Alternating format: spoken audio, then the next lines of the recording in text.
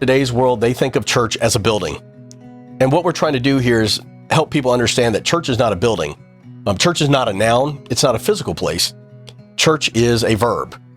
And you need to go beyond the walls to really get the message of the gospel out there. And I think the interesting part in today's world, people have such a, blinders on when it comes to church. They think it's organ, Bible, communion, pastors wearing robes, very traditional. And that's great. It is to a point, but there's a lot more to it. Church is outside the walls. And so here, what I was hired to do was to engage the community in a bigger way. And I think the job, or the ministry, I won't call it a job because it's a ministry, and it's my passion.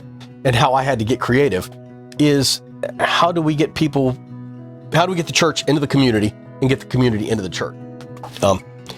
2 years ago, they started the Lantern Parade here in Mount Holly. And I think the first year they had like 100 people involved. This last year they had, I think, over 500 people involved in the Lantern Parade. And what I thought was this would be a really cool time to work with young kids, because as I talked to Emily and we worked through some things, I realized that people who were creating the lanterns were older people or middle school, high schoolers, and stuff like that. So what this gave us an opportunity to do was think about how we can connect with the younger kids.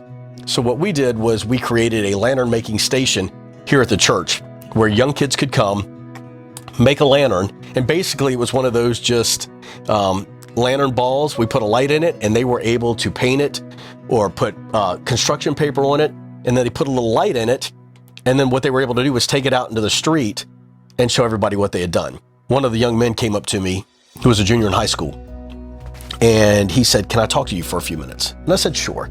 So we went down to the hotel lobby, and he kind of sat across from me and he kind of breathed and he said, "I need to tell you something." And I said, "Okay." And he said, "And I haven't told anybody else." And I said, "Okay." Now, right away, I knew what he was going to tell me. I knew exactly what he was going to tell me. 4 hours. We sat there for 4 hours as he cried, as he took deep breaths, didn't say a word for 4 hours. And finally, I just looked at him and said, "I know what you're going to say. Say it and we can go from there." At which point he told me that he was gay. So he goes, "Now I don't know what to do." And I said, "The first thing you're going to do is realize that you're loved and you're a child of God." And I opened up my arms and said, "Let me give you a hug."